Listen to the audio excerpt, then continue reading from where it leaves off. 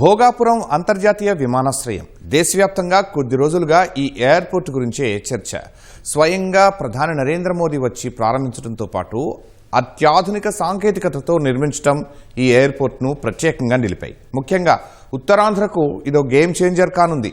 అంతేకాదు రాష్ట్ర పౌర విమానయాన రంగాన్ని ఇది మలుపు తిప్పనుంది. విశాఖ, విజయనగరం, శ్రీకాకుళం ఈ మూడు ప్రాంతాల వారికే కాదు, అటు ఒడిశా, ఛత్తీస్గఢ్ వాసులకు కూడా అంతర్జాతీయ విమాన సర్వీసులను అందించనుంది భోగాపురం విమానాశ్రయం. భవిష్యత్ అవసరాలను దృష్టిలో ఉంచుకుని నిర్మించిన ఈ ఎయిర్పోర్ట్ నుంచి త్వరలోనే విమాన రాకపోకలు మొదలు కానున్నాయి. అసలు ఈ విమానాశ్రయం ఎందుకంత ప్రత్యేకం, టెక్నికల్గా ఎంత ఉన్నతంగా ఉంది, ఎయిర్పోర్ట్ లోపల ఎలా ఉంది, ఈ వివరాలు తెలుసుకుందాం.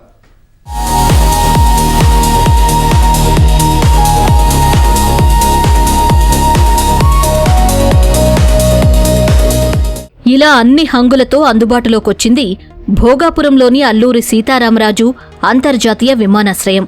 సుమారు 2203 ఎకరాల విస్తీర్ణంలో 5641 కోట్ల వ్యయంతో ఈ ప్రాజెక్టు మొదటి దశ పనులు పూర్తయ్యాయి. ప్రయాణికులకు ప్రపంచస్థాయి అనుభవాన్ని అందించడమే లక్ష్యంగా ఇక్కడ అన్ని రకాల వసతులు కల్పించారు. 77,000 చదరపు మీటర్ల మేర పూర్తి టెర్మినల్, ఎగుమతులు దిగుమతులను వేగవంతం చేసేందుకు 5,000 చదరపు మీటర్ల విస్తీర్ణంలో అత్యాధునిక కార్గో టెర్మినల్ సిద్ధంగా ఉంది.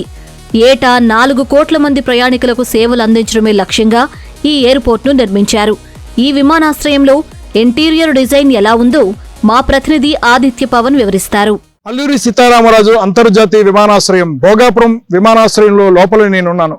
మనం చూడొచ్చు, ఒక అద్భుతమైనటువంటి సాంకేతిక పరిజ్ఞానం, చాలా చక్కటి నిర్మాణ డిజైన్లతోటి ఈ ఎయిర్పోర్ట్ నిర్మాణం చేశారు. ఒకసారి మనం చూడొచ్చు, ఎదురుగుండా కనబడుతున్నాయి 2 ఎస్కలేటర్లు. రావడానికి వెళ్ళడానికి, ప్రయాణికులు సులువుగా రావడానికి వెళ్ళడానికి కూడా వాటిని నిర్మించారు. మొత్తం 40 చెకింగ్ పాయింట్లు ఉంటాయి.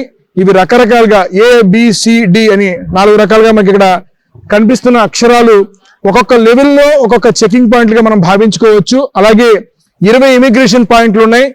ప్రతిదీ కూడా పర్యావరణ హితమైనటువంటిది. ఎందుకంటే ఇక్కడ వినియోగించే విద్యుత్ కూడా పూర్తిగా సోలార్ విద్యుత్ వినియోగిస్తున్నారు. ఒకసారి మనం చూడొచ్చు, సీలింగ్ కూడా చాలా అద్భుతమైనటువంటి సీలింగ్ చేశారు. అధునాతన టెక్నాలజీని వినియోగించారు. సెన్సార్ టెక్నాలజీ, బ్యాగేజీ చెకింగ్ కానీ ఇతర అంశాలు కానీ అద్భుతమైనటువంటి టెక్నాలజీని వినియోగించారు. మనం చూడొచ్చు, లోపలే ఎయిర్పోర్ట్ లోపల మనం ఉన్నాం. ఎయిర్పోర్ట్ లోపల మనకి కనిపిస్తుంది అరకు కాఫీ కౌంటర్ కూడా కనిపిస్తుంది. అలాగే ఒక భారీ స్క్రీన్ మనకి ఎదురుగుండా కనిపిస్తుంది. ఆ భారీ స్క్రీన్ మీద ఉత్తరాంధ్ర దేవాలయాలు, ఉత్తరాంధ్ర సంస్కృతి, ఉత్తరాంధ్ర పరిసర ప్రాంతాల్లో ఉన్నటువంటి మొత్తం ఇక్కడ ఉన్నటువంటి అందాలన్నీ కూడా వాటి మీద చూపిస్తారు. అవి 60 మీటర్స్ ఉన్నటువంటి ఒక అద్భుతమైనటువంటి స్క్రీన్ అది. మనం చూడొచ్చు, ఒకవైపు అందమైన అరకు అందాలు, చక్కటి సముద్రపు అందాలు, మరోవైపు ఇక్కడ ఉన్నటువంటి అనేక ఆధ్యాత్మిక క్షేత్రాలు కూడా ఆ స్క్రీన్ మీద మనకు దర్శనమిస్తాయి. మనం చూడొచ్చు ఇదంతా కూడా. ఇవి ఇంటీరియర్ వివరాలు. ఇక మిగతా విషయాలకొస్తే, ప్రస్తుతానికి ఈ విమానాశ్రయం ఏటా 60 లక్షల మంది ప్రయాణికులకు సేవలందించేలా సిద్ధమైంది. అయితే భవిష్యత్తులో విమాన ప్రయాణికుల రద్దీని ఊహించి దశల వారీగా దీనిని ఏటా 4 కోట్ల మందికి పైగా ప్రయాణికులను హ్యాండిల్ చేయగల సామర్థ్యం వరకు విస్తరించేందుకు మాస్టర్ ప్లాన్ ప్రకారం నిర్మించారు. సుమారు 2,000 మంది కార్మికులు వివిధ విభాగాల్లో నిరంతరం పనిచేసి పూర్తి చేశారు. 5,000 మెగావాట్స్ సోలార్ విద్యుత్ వినియోగం, వేస్ట్ వాటర్ మేనేజ్మెంట్ విధానం ఈ భోగాపురం ఎయిర్పోర్ట్ ప్రత్యేకతలు. అంతర్జాతీయ స్థాయిలో ఎయిర్పోర్ట్ను డిజైన్ చేశామని అంటున్నాం. మరి ఇక్కడ ఇమ్మిగ్రేషన్ సౌకర్యాలు ఎలా ఉన్నాయి, ఎలాంటి ఏర్పాట్లు చేశారు, ఈ వివరాలు మా ప్రతినిధి మాటల్లోనే తెలుసుకుందాం. ఏఎస్ఆర్ ఇంటర్నేషనల్ ఎయిర్పోర్ట్ లో ఇప్పుడు నేనున్నది ఇదంతా కూడా అంతర్జాతీయ విభాగం. డొమెస్టిక్ మరియు ఇంటర్నేషనల్ ప్రయాణికుల కోసం ఇమిగ్రేషన్ సెంటర్. మొత్తం 10 డొమెస్టిక్ ఇమిగ్రేషన్ సెంటర్లు ఉంటాయి, 10 ఇంటర్నేషనల్ ఇమిగ్రేషన్ సెంటర్లు ఉంటాయి. ఇదంతా కూడా అంతర్జాతీయ ప్రయాణికులు, అంతర్జాతీయ ప్రయాణాలు చేసే ప్రయాణికులు, వారికి సంబంధించినటువంటి వస్తువులు, బ్యాగేజ్ని చెక్ చేసే పాయింట్, ఇమిగ్రేషన్ పాయింట్ మనం చూస్తున్నాం, మీకు కనిపిస్తుంది. ఇదంతా కూడా baggage point, checking point, immigration point. మనం చూడొచ్చు, చాలా విశాలంగా ఉంది. ఇదంతా కూడా అంతర్జాతీయ ప్రయాణికులకి ఈ భాగం అంతా కూడా వినియోగిస్తారు. మనం చూడొచ్చు, ఈ ప్రాంతంలో ఇక్కడ కూడా ఒకవైపు ఈ ప్రాంత ఆంధ్రప్రదేశ్ ప్రాంత ప్రాధాన్యతను సంస్కృతిని తెలియజేస్తూ బందరు లడ్డు, ఏటికొప్పాక బొమ్మలు, అరకు కాఫీ, బొబ్బిలి వీణ ఈ సాంప్రదాయాలు తెలిసే విధంగా కూడా ఒక చక్కటి అందమైన కళారూపాలను కూడా ఏర్పాటు చేశారు. ప్రతి చోట కూడా నిఘా కెమెరాలు ఉంటాయి. ప్రతి ప్రాంతంలో కూడా భద్రతాపరమైనటువంటి చర్యలు తీసుకున్నారు. ఇవన్నీ కూడా అడ్వాన్స్డ్ టెక్నాలజీ సెన్సార్ కలిగినటువంటి చెకింగ్ పాయింట్లు.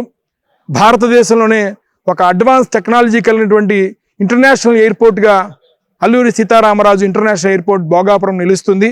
అంతర్జాతీయ ప్రయాణికులకి అనేక సౌకర్యాలను ఈ ఎయిర్పోర్ట్లో ఏర్పాటు చేశారు. ముఖ్యంగా సహజ వెలుతురు, సౌరశక్తి నుంచి, సూర్యరశ్మి నుంచి వచ్చేటువంటి సహజ వెలుతురు అంతా కూడా ఎప్పుడు పగటిపూట వచ్చేటువంటి వెలుతురుని ఎక్కువ వినియోగించుకుంటుంది. ఒక పర్యావరణ హితమైనటువంటి గ్రీన్ ఫీల్డ్ ఇంటర్నేషనల్ ఎయిర్పోర్ట్గా దీనికి నామకరణం చేశారు. అందుకు తగ్గట్టుగానే పర్యావరణ హితమైనటువంటి ప్రకృతికి ఏ విధమైన విఘాతం కలిగించకుండా ప్రతి చోట ప్రతి అణువణువు కూడా నిర్వహణలో అల్లూరి సీతారామరాజు ఇంటర్నేషనల్ ఎయిర్పోర్ట్ నిర్వాహకులు జాగ్రత్తలు తీసుకుంటున్నారు. విశాఖపట్నం, విజయనగరం, శ్రీకాకుళం, దక్షిణ ఒడిశా, ఛత్తీస్గఢ్లలోని పొరుగు జిల్లాలకు ప్రాథమిక విమానయాన మార్గంగా మారనుంది. ప్రధాన దేశీయ, అంతర్జాతీయ సర్వీసులు ఇక్కడి నుంచి మొదలు కానున్నాయి. పర్యాటకం, వాణిజ్యం, లాజిస్టిక్స్, తయారీ, పెట్టుబడులకు మద్దతివ్వడం ద్వారా ఉత్తర కోస్తా ఆంధ్రలో విశాఖపట్నం ఎకనామిక్ రీజియన్ VERను బలోపేతం చేస్తుంది. మరి ఈ ఎయిర్పోర్టు నిర్మాణంపై GMR చైర్మన్ డాక్టర్ గ్రంథి మల్లికార్జునరావు ఏమన్నారో విందాం. నిజంగానే ఈ airport it will be north ఈస్ట్కి కంప్లీట్లీ ఎకనామిక్ ఇంజిన్ ఇదైపోద్ది. నార్త్ ఈస్ట్లో ఏమున్నాయి? చెన్నై ఉంది, చెన్నై ప్రైవేటైజేషన్ అవ్వలేదు. నెక్స్ట్ కలకత్తా ఉంది. Again this the first airport will take this one because Chandrababu garu ఇదేంటి, దేన్ని ఎలాగైనా ఏ పట్టణం చేయాలి, ఆర్టిఫిషియల్ పట్టణం కింద చేయాలని, దాంతో ఆ లాట్ ఆఫ్ డాటా సెంటర్స్ వచ్చేస్తున్నాయి. దాంతో హోల్ ఆంధ్రాకి it will B gate way for Andhra డెవలప్మెంట్కి వైజాగ్ దిస్ వన్. దాంతో మన నార్త్ ఆంధ్ర అవుద్ది, హోల్ ఆంధ్రప్రదేశ్కి this will be this. It is a wonderful opportunity God has given. ఇక ఈ విమానాశ్రయంలో విద్యుత్ విషయంలోనూ చాలా జాగ్రత్తలు తీసుకున్నారు. ఎక్కువ మొత్తంలో గ్రీన్ ఎనర్జీ వినియోగించుకునే విధంగా ఏర్పాట్లు చేశారు. డిజైన్ పరంగా ఈ ఎయిర్పోర్ట్ ఎంత ప్రత్యేకమో MGR ఎయిర్పోర్ట్స్ DG మాటల్లోనే విందాం. ఇక్కడ టెక్నాలజీ, కల్చర్ మేళవించి చేసింది. ఫర్ ఎగ్జాంపుల్ సన్నాయి అనుకుంటే ఎగ్జాక్ట్ సన్నాయి అది ఒక స్ట్రక్చర్ విత్ ఆల్ ఫ్యాబ్రిక్. అంటే ఇది మీకు gives you beauty with culture. ఆ విధంగా మనం చేయాలంటే మీకు పరిచయం చేస్తున్నారు కొత్త జనరేషన్. రేపు మా గ్రాండ్ డాటర్ కమ్స్ ఇసేస్ తాత వాడు ఇదేంటంటే she appreciate what is said. ఇప్పుడు అది లేదనుకోండి మనకు తెలియదు, అది అలా సిమిలర్లీ తోలుబొమ్మలాట అది మర్చిపోయాం జనం అందరం. ఇప్పుడు చూస్తే చాలామంది అడుగుతున్నారు, మన కన్స్ట్రక్షన్లో చాలామంది చూశారు, సార్ ఎందుకు మేము నిజంగా మాకే అర్థం కాదు, ఎప్పుడు మేము చూడలేదు అన్నారు. ఈ విమానాశ్రయ నిర్మాణంలో మరో స్పెషాలిటీ ఏంటంటే సాంకేతికతను, సంస్కృతిని మేళవించడం. అంతర్జాతీయ స్థాయిలో తీర్చిదిద్దినా రాష్ట్ర సంస్కృతికి ప్రాధాన్యత ఇవ్వడం ప్రత్యేక ఆకర్షణగా నిలిచింది అంటున్నారు GMR airports head Kishore. Green ఎనర్జీతో రన్ చేయడం అన్నది మనం ఫోకస్ కింద పెట్టాం. ఈరోజు ఏదైతే మనం ఇక్కడ టెర్మినల్ బిల్డింగ్ చూస్తున్నామో ఇది lead platinum rating from A sustainability point of view మనకు వచ్చింది. అలాగే మనకి ఇక్కడ 5 megawatts ఆఫ్ సోలార్ ప్లాంట్ కూడా పెడుతున్నాం. అంటే మన ఆబ్జెక్టివ్ ఏంటంటే, టార్గెట్ ఏంటంటే 100% గ్రీన్ ఎనర్జీ మీద ఎయిర్పోర్ట్ రన్ చేయాలి. అది కూడా పెట్టుకున్నాం. ఇక్కడ పడిన వర్షం అంతా కూడా మనకి డ్రైన్ ఆఫ్ అవ్వకుండా ఇక్కడ రిటెన్షన్ పాయింట్స్ క్రియేట్ చేసాం. So that ground water level పెరగాల, ఇక్కడ ఉన్న రన్ ఆఫ్ లేకుండా మనకి వాటర్ రిక్వైర్మెంట్స్ అన్నీ కూడా సెల్ఫ్ సస్టైనింగ్ ఉండాలని ఒక విధానంతో అది మనం చేస్తున్నాం. ఇది ఒక ఎయిర్పోర్ట్ మాత్రమే కాదు, మొత్తం ఒక వ్యవస్థని ఇక్కడ క్రియేట్ చేస్తున్నాం.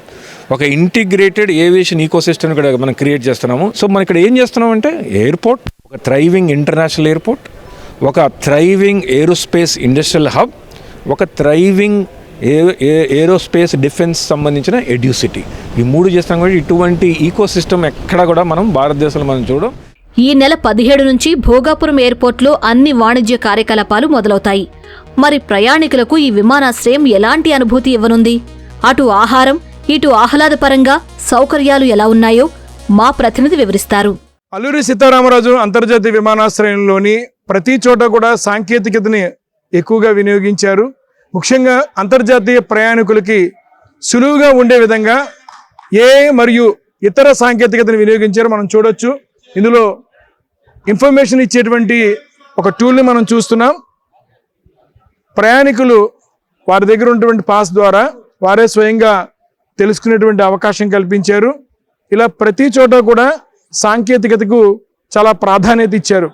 మరోవైపు అల్లూరి సీతారామరాజు అంతర్జాతీయ విమానాశ్రయంలో మనం చూస్తున్నాం ఉత్తరాంధ్ర సంస్కృతిని, ఉత్తరాంధ్ర ప్రాంతంలో తయారు చేసేటువంటి నాదస్వరం, సన్నాయిని పోలినటువంటి ఒక డిజైన్ ఇక్కడ ఏర్పాటు చేశారు. మరోవైపు ప్రయాణికులకి ఆహారం చాలా ముఖ్యమైనది.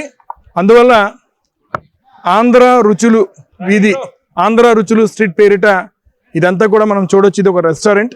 కొరియన్, మలేషియన్, ఇంటర్నేషనల్ డిజైన్ తోటి దీనంతా కూడా నిర్మించారు. మనం చూస్తున్నాం చాలా విశాలమైన రెస్టారెంట్. అలాగే వుడెన్ చైర్స్, వుడెన్ టేబుల్స్, అలాగే గ్రానైట్, ఇటాలియన్ గ్రానైట్ తోటి ఈ చక్కటి రెస్టారెంట్ రూపొందించారు. మనం చూడొచ్చు అంతర్జాతీయ స్థాయిలో ఈ రెస్టారెంట్ కూడా మనకి దర్శనమిస్తుంది. అలాగే ప్రతి చోట కూడా పచ్చదనానికి ప్రాధాన్యత ఇచ్చారు. మనం చూస్తున్నాం ఇదిగో ఏటీసీ సెంటర్లు, మరోవైపు రన్వే కూడా ఇక్కడి నుంచి మనకి చాలా స్పష్టంగా కనిపిస్తుంది. అంతర్జాతీయ ప్రయాణికులు, జాతీయ ప్రయాణికులు, అల్లూరి సీతారామరాజు అంతర్జాతీయ విమానాశ్రయంలో ప్రయాణికులంతా కూడా చాలా అద్భుతమైనటువంటి ఒక నూతన అనుభూతిని పొందే విధంగా ఇంటర్నేషనల్ ఎయిర్పోర్ట్ నిర్మాణం జరిగింది. అలాగే ఇక్కడ అనేక స్టాల్స్, రకరకాల స్టాల్స్ని ఇక్కడ ఏర్పాటు చేశారు. రన్వే, ఇతర ప్రాంతాలు ఇప్పుడు మనం చూస్తున్నాం. ప్రయాణికులు నేరుగా విమానం దగ్గరికి వెళ్ళి ఎక్కడానికి వీలుగా అనేక ఏర్పాట్లు చేశారు. మొత్తం 30 విమానాలు పార్కింగ్ చేసేటువంటి సౌకర్యం ఉంది. మనకు కనిపిస్తుంది ATC centre, domestic international ATC centre. అలాగే 2200 ఎకరాల్లో 3800 మీటర్ల రన్వే ఇది. కార్గో ఫెసిలిటీ కూడా ఉంది. అద్భుతమైనటువంటి కార్గో ఫెసిలిటీ కూడా కలిగి ఉంది. 5000 చదరపు అడుగులు కలిగినటువంటి కార్గో ఫెసిలిటీ సెంటర్ కూడా నిర్మించారు. అలాగే జాతీయ, అంతర్జాతీయ విమానాల రావడానికి, ప్రయాణికులు ఇక్కడ ఉండడానికి చక్కటి సౌకర్యాలతోటి ఈ అల్లూరి సీతారామరాజు అంతర్జాతీయ విమానాశ్రయాన్ని జిఎంఆర్ సంస్థ నిర్మించింది. కెమెరా పర్సన్ సురేష్తో ఆదిత్య పవన్, అల్లూరి సీతారామరాజు అంతర్జాతీయ విమానాశ్రయం, భోగాపురం.